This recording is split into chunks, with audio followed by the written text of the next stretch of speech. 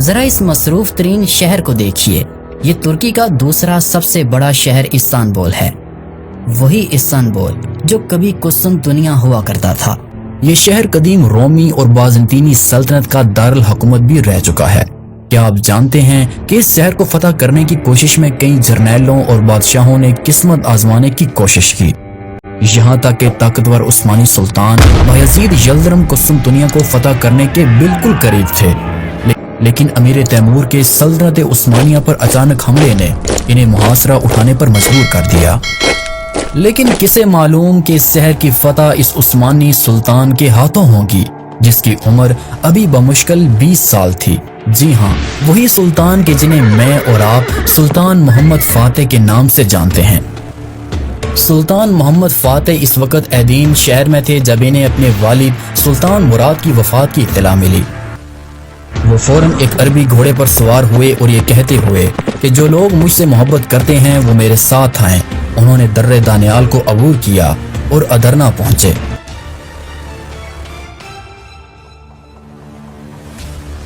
تخت نشینی کے وقت ینیچری کی خوشنودی حاصل کرنے کی غرض سے انہوں نے انعامات تقسیم کیے، جس سے آئندہ کے لیے مثال قائم ہو گئی اور ینیچری میں بھی اپنی اہمیت کا احساس پیدا ہو گیا۔ سلطنت کو ہاتھ میں لینے کے بعد سلطان محمد فاتح نے یہ سوچ لیا تھا کہ وہ قسطنطنیہ کو فتح کر کے رہیں گے، لیکن انہوں نے پہلے ایشیائے کوچک کی بغاوتوں کو ختم کیا اور امیر کرمانیہ سے صلح کی اور اس کی بیٹی سے نکاح کیا۔ اس کے بعد 3 سال کے لیے ہونیاڈے سے بھی صلح کر لی، جس کی وجہ سے شمالی یورپ کی طرف سے کوئی خطرہ باقی نہ رہا۔ پھر سلطان نے ایک فوج موریا بھیج دی تاکہ شہنشاہ کے بھائی جو وہاں حکومت کرتے تھے قسطنطنیہ کی مدد کرنے سے روک دیے جائیں۔ ان تمام احتیاطی تدابیروں سے فارغ ہو کر سلطان نے آبنائے باسفورس کے یورپی ساحل اور قسطنطنیہ سے تقریباً 5 میل کے فاصلے پر ایک زبردست قلعہ تعمیر کرانا شروع کیا۔ قسطنطین نے اس قلعے کی تعمیر کے خلاف احتجاج کیا، لیکن بے سود۔ قسطنطین سمجھ چکا تھا کہ یہ ساری تیاریاں دراصل قسطنطنیہ پر حملے کے لیے ہو رہی ہیں، چنانچہ یہ قلعہ 856 ہجری بمطابق 1452 عیسوی کے موسم سرما سے پہلے ہی تیار ہو چکا تھا، اور یوں آبنائے باسفورس اب تمام تر ترکوں کے قبضے میں تھا۔ کوئی بحری جہاز بغیر ترکوں کی اجازت کے اسے عبور نہیں کر سکتا تھا۔ اس قلعے کی تعمیر کے بعد سلطان محمد جنگ کی دوسری تیاریوں میں مصروف ہوئے۔ انہوں نے ادرنا میں 1.5 لاکھ فوج جمع کی، لیکن قسطنطنیہ کی فتح کے لیے مفت سپاہیوں کی تعداد کافی نہ تھی، کیونکہ یہ شہر مثلث نما تھا جس کے 2 حصے پانی میں گھرے ہوئے تھے۔ بحری فوجیں صرف تیسرے حصے سے حملہ کر سکتی تھیں جو مغرب کی جانب واقع تھا، لیکن اس کی حفاظت یکے بعد دیگرے 3 زبردست دیواریں کر رہی تھیں جو توپوں کی اعجاز سے قبل ہر طرح کے حملے سے محفوظ خیال کی جاتی تھیں۔ اندر کی دونوں دیواریں بہت موٹی تھیں اور ان پر 170 فٹ کے فاصلے سے مضبوط برج بنے ہوئے تھے۔ ان دیواروں کے درمیان 60 فٹ کا فاصلہ تھا۔ یہ دیواریں 5ویں صدی عیسوی میں شہنشاہ تھیوڈوسیس ثانی نے تعمیر کرائی تھیں اور اب تک 21 محاصروں میں قسطنطنیہ کو دشمنوں کے قدم سے محفوظ رکھ چکی تھیں۔ قسطنطنیہ کی فتح کے لیے ضروری تھا کہ ان دیواروں پر کامیابی کے ساتھ گولہ باری کی جائے۔ کچھ عرصے سے ترکوں اور عیسائیوں نے جنگ میں توپوں کا استعمال شروع کر دیا تھا، لیکن سلطان محمد نے پرانی توپوں کو ناکافی خیال کرتے ہوئے نہایت عظیم الشان توپیں بنوائیں جو کہ اپنی جسامت اور طاقت کے لحاظ سے بے نظیر تھی۔ ایک اربان نامی عیسائی انجینئر جو کہ ہنگری کا رہنے والا تھا اور بازنطینیوں کی ملازمت سے علیحدہ ہو کر سلطان کی خدمت میں چلا آیا تھا، اس نے نہایت زبردست توپیں بنائیں جس کے سنگی گولوں کا قطر 2.5 فٹ تھا۔ اس کے علاوہ اس نے وہ بھی توپیں بنائیں جو نسبتاً چھوٹی تھیں لیکن زیادہ تیزی کے ساتھ گولے برسا سکتی تھیں۔ سلطان محمد فاتح نے قسطنطنیہ کے محاصرے کے لیے 180 جہازوں کا ایک بڑا بیڑا تیار کرایا۔ ادھر قسطنطین نے بھی اپنی بچاؤ کے لیے تیاریاں شروع کر رکھی تھیں۔ اس نے شہر کی دیواروں کی مرمت کرائی اور جو کچھ رسد ممکن تھی اپنے پاس ذخیرہ کر لی۔ اس کے بعد اس نے مغربی یورپ کے فرما رواؤں سے مدد کی درخواست کی اور مشہور جینوی کمانڈر جان جسٹینیانی اپنی 2 جنگی جہازوں اور 700 منتخب بہادروں کے ساتھ محاصرہ شروع ہونے سے تھوڑی ہی دیر قبل آ پہنچا۔ یہ شخص اپنی شجاعت اور اعلیٰ فوجی قابلیت کے لحاظ سے تنہا ایک فوج کے برابر تھا۔ دوران محاصرہ وہ خاص کر آخری حملے کے روز اس نے ایسی جانبازی کا ثبوت دیا کہ خود سلطان محمد فاتح نے حسرت سے کہا، کاش یہ شخص میرے فوجی سرداروں میں ہوتا۔ 26 ربیع الاول 857 ہجری بمطابق 6 اپریل 1453 عیسوی کو قسطنطنیہ کا محاصرہ شروع ہوا۔ دوران محاصرہ یونانیوں نے غیر متوقع شجاعت اور استقلال کا ثبوت دیا۔ جسٹینیانی کی فوجی مہارت خاص طور پر نمایاں تھی۔ بری فوج کے حملے کا ابھی کوئی معمولی اثر بھی ظاہر نہ ہونے پایا تھا کہ وسط اپریل میں ایک مختصر سی بحری جنگ پیش آئی۔ وہ دراصل کچھ یوں کہ ایک یونانی اور 4 جنوی جہاز اہل قسطنطنیہ کے لیے سامان رسد لا رہے تھے۔ بحر معمورہ کو عبور کرنے کے بعد جب وہ ابنائے باسفورس میں بمشکل داخل ہوئے، انہوں نے دیکھا کہ 140 عثمانی کشتیاں ان کی راہ میں حائل ہیں۔ جس وقت یہ جہاز بندرگاہ کے قریب پہنچے تو ترک بیڑے نے ان پر حملہ کر دیا، لیکن چونکہ جنوی جہاز عثمانی کشتیوں کے مقابلے میں بہت اونچے اور طاقتور تھے، انہوں نے عثمانی کشتیوں پر پتھر اور آگ برسانا شروع کر دیے، جس سے ان میں انتشار پیدا ہو گیا۔ سلطان محمد فاتح ساحل پر کھڑے یہ منظر دیکھ رہے تھے، ان سے رہا نہ گیا، انہوں نے بے اختیار اپنا گھوڑا پانی میں ڈال دیا۔ لیکن ترک بیڑا اس وقت تک اس قدر منتشر ہو چکا تھا کہ عیسائی جہازوں کو نکل جانے کا راستہ مل گیا۔ جنوی جہازوں کی اس شاندار فتح کا اخلاقی اثر محصورین پر بہت اچھا پڑا۔ ان میں جرأت و استقلال کی ایک نئی روح پیدا ہوئی، تاہم صرف اس روح کا پیدا ہو جانا ہی مدافعت کے لیے کافی نہ تھا۔ جنوی رسد کے بعد پھر کوئی دوسری رسد باہر سے اہل قسطنطنیہ تک نہ پہنچ سکی۔ دوسری طرف سلطان محمد نے بھی اپنی پہلی بری شکست کے بعد محاصرے کی سختی کے لیے ایک زیادہ مؤثر تدبیر سوچی۔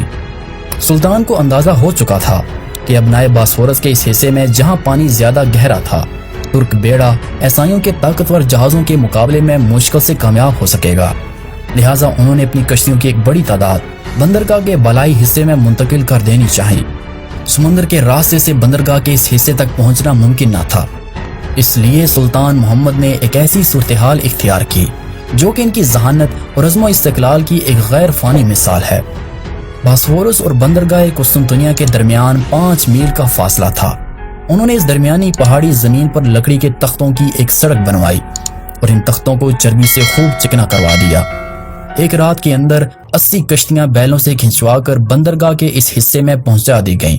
قسطنطنیہ کا یہ حصہ اب تک بالکل محفوظ تھا۔ ترک کشتیوں کے پہنچ جانے سے اب یہ بھی حملے کی ضد میں آ گیا اور قسطنطین کو مجبوراً سپاہیوں کا ایک دستہ شہر کے دوسرے حصے سے ہٹا کر اس حصے میں متعین کرنا پڑا۔ اس درمیان میں شہر کی دوسری سمتوں میں برابر حملے ہو رہے تھے، لیکن ان زبردست دیواروں پر جو کہ 1000 سال سے دشمنوں کا مقابلہ کر رہی تھی، ہنوز ان حملوں کا کوئی اثر ظاہر نہ ہوا۔ بلاخر 7 ہفتوں کی متواتر گولہ باری کے بعد دیواروں میں 3 مقامات پر شگاف نمودار ہوئے اور سلطان محمد کو آخری حملے کی کامیابی کا یقین ہوا۔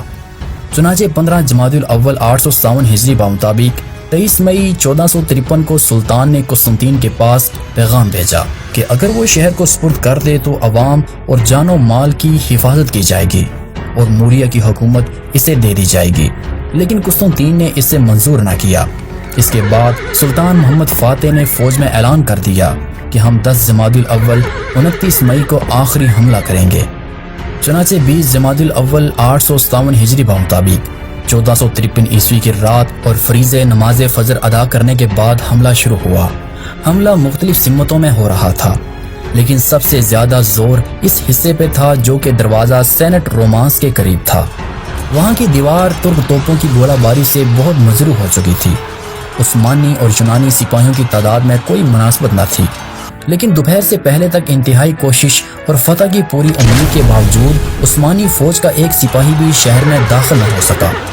قسطنطین اور اس کے ساتھیوں نے اس روز حیرت انگیز شجاعت کا ثبوت دیا، لیکن سلطان محمد بھی عزم و استقلال کا مجسمہ تھے۔ وہ ابتدائی ناکامیوں سے بد دل نہ ہوئے اور اب سلطان خود ینیچری دستوں کے ساتھ آگے بڑھے۔ یونانی اس وقت تک بالکل خستہ حال ہو چکے تھے اور ان میں اب تازہ حملے کی طاقت نہ تھی۔ ایسے نازک موقع میں سلطان محمد اپنی پوری قوت کے ساتھ حملہ کر رہے تھے۔ جسٹینیانی جو کہ جنگ میں شریک تھا زخمی ہوا اور زخمی ہونے کے بعد جسٹینیانی شہر کو چھوڑ کر چلا گیا۔ اس کے جاتے ہی عیسائیوں میں کمزوری کے آثار نمایاں ہونے لگے۔ قسطنطین نے خود موقع پر پہنچ کر کمان اپنے ہاتھ میں لی مگر ینیچری کا حملہ اتنا سخت تھا کہ شہنشاہ اور اس کے بہادر سپاہیوں کی جبازی زیادہ دیر تک مقابلہ نہ کر سکی۔ خود ینیچری فوج کا سردار آغا حسن اپنے 30 ہمراہیوں کے ساتھ دیوار پر چڑھا۔ اگرچہ حسن اور اس کے 18 ساتھی موقع پر شہید ہو گئے، تاہم باقی کامیاب رہے اور اس کے بعد ہی ترک دستے بھی یکے بعد دیگرے پہنچتے گئے۔ یونانیوں کے لیے اب کوئی امید باقی نہ رہی۔ شہنشاہ قسطنطنیہ نے اپنی پوشاک اتار کر پھینک دی اور ترک فوج کے بڑھتے ہوئے طوفان میں گھس کر ایک جانباز سپاہی کی طرح لڑتا ہوا مارا گیا۔ چند لمحوں کے اندر قسطنطنیہ عثمانیوں کے پے در پے دستوں سے بھر گیا۔ شہر میں داخل ہونے کے بعد عثمانی مال غنیمت سمیٹنے لگے۔ ظہر کے قریب سلطان محمد فاتح اپنے وزراء اور امرائے سلطنت کے ساتھ شہر میں داخل ہوئے۔